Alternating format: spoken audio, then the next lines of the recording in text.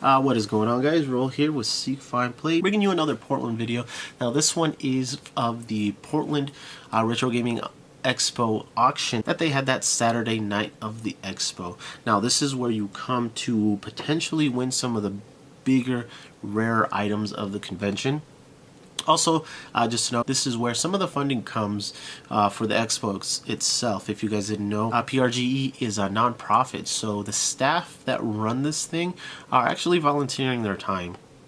So this is your chance to pick up a few nice rare items and also give back to all the people that put all that hard work and time in to get this convention going every year. So yeah, enjoy. All right, so this is our annual Portland Retro Gaming Expo auction, and I'm not going to spend a lot of time going through all the rules. I don't know if you guys could bring is the music still on? Maybe you could bring that down. Awesome, thank you. My name is Chuck Van Pelt. I'm on the board of the Portland Retro Gaming Expo, and to my left is Mr. Rick Wise. Big round of applause for Rick, who's the board president and kind of the founder of this whole thing. And then next to him is Toby Wickwire, also on our board.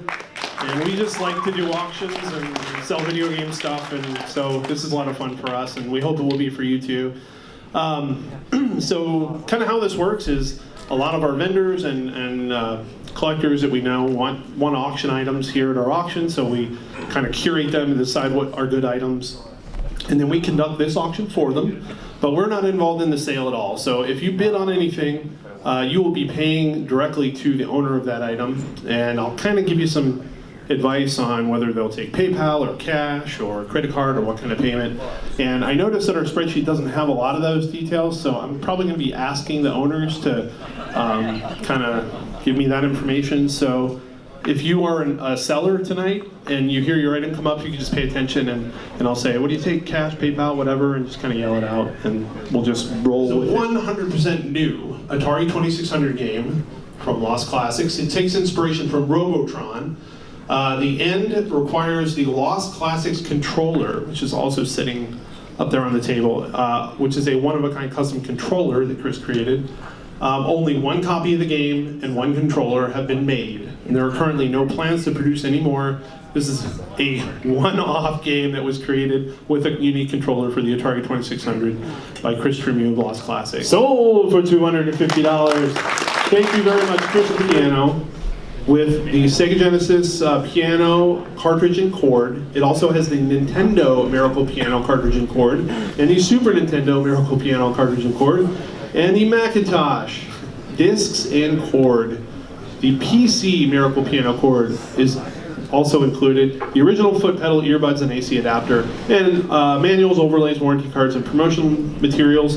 This is Gerald Levinson's item. Gerald, where are you, sir? There he is. What type of payments? $100 going twice. And sorry, no sale on this one. Didn't meet the reserve. But thank you very much, Daryl, for contributing that. Contributors to the show, and we really appreciate his help.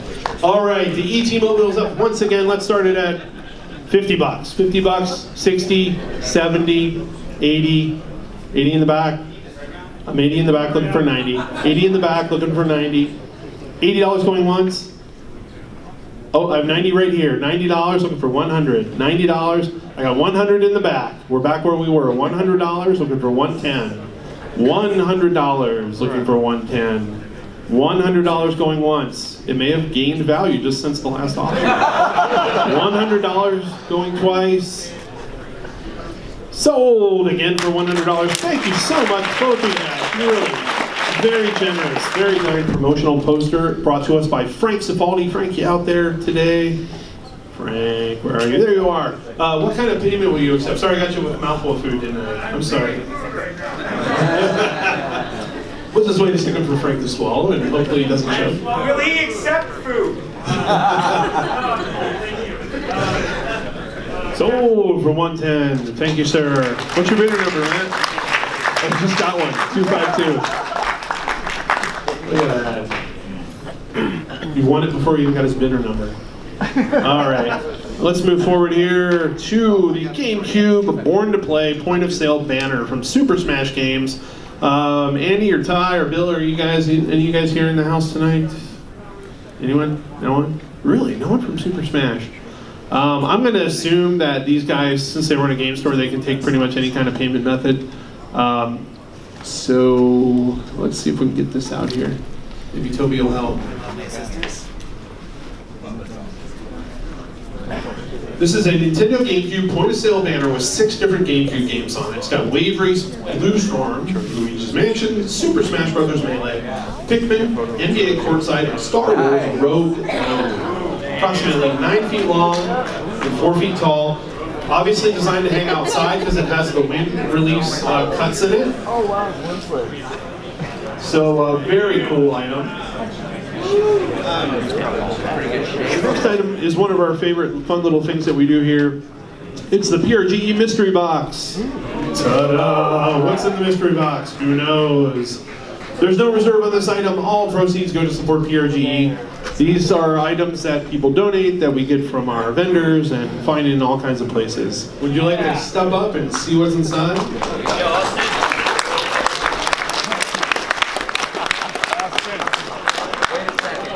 Maybe somebody can help him kind of hold it. Richard, you can.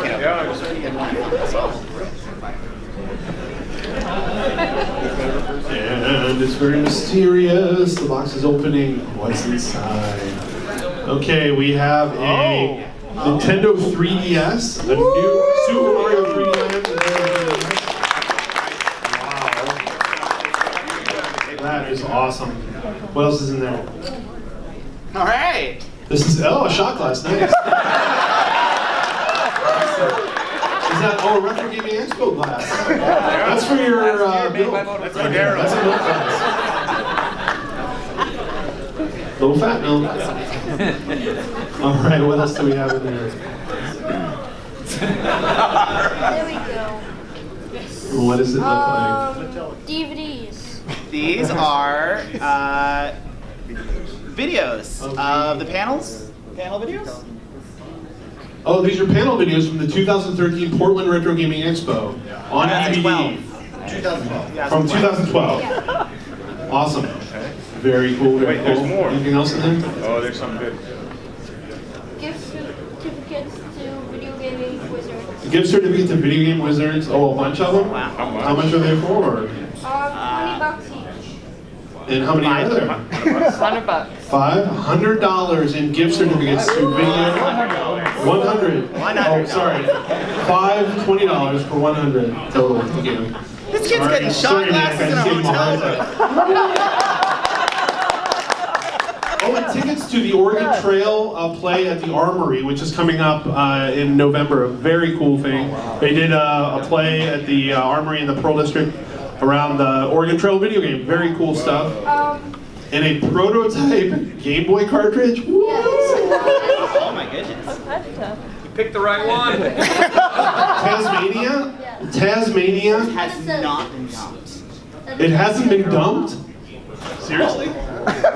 An undumped prototype of Tasmania for that is amazing.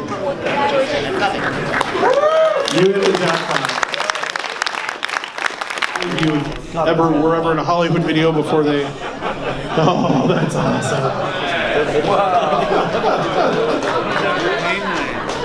This is kind of their style they had in their stores where they would emulate or simulate some different game platforms for their point of sale stuff. Sold for $220. Thank you very much.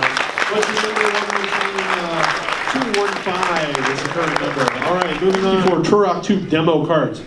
Acclaim did produce their own Turok 2 not for resale cards to be used to demo Turok 2 in the kiosks. It was the first time a non-Nintendo Rareware not for resale cart was made. The Turok 2 demo was used as early as October 1998 in stores like Toys R Us.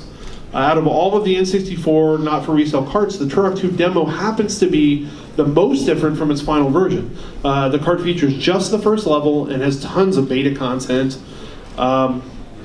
Just like other not for resale carts, of course, these games were supposed to be either thrown out or returned to the developer when the store was done using it.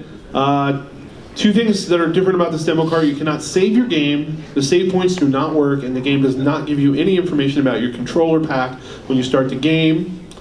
And the demo does not have a high resolution option. It plays in the standard resolution and makes no mention of the expansion pack if you have one. So quite a bit different from the final production Turok 2. Okay, it's a developmental box and manual art for Kakoma Night in Dizzyland. These are pieces of, I'm totally pulling this up. These pieces are developmental stage pieces of art to determine things like placement of art on the finished box for the game and manual layout. Included are all of the pieces as a complete set. These were recovered, I love these stories when this happens, these were recovered from an abandoned building in Las Vegas by a cleanup company. So, to give you guys a, Some really awesome stuff we found that way. to give you what it is, it's the it's the actual color work for it. Is the logo and color work, the working on the logo and then the color work for the logo. And then there's I know. 13 pieces. It's the whole manual layout as well. The whole manual layout as well is there. So this would have been some production artwork that would have been used in the company to finalize their final production art for logo and for manual. One of a kind, obviously. Did it come in that envelope? Yeah, so we had a bunch of envelopes like this, and it was from one of the artists. It seems like had kept everything. Is that the company name SETA? That was Seta the was based in Las Vegas. SETA. There's a couple of others, but yeah. And they did a bunch of games like NES. Okay, yeah, so that publisher did a lot of NES and SNES games. So you got a lot of those envelopes that had like cool drawings on them and things? Some of the drawings, and Yeah. like the rest is like Right, so it's like the filter paper that you can lift up and see different aspects of the artwork. Wow. Would you mind like kind of walking that down a little and maybe helping Richard out and show some of it? just because there's so many. There we go.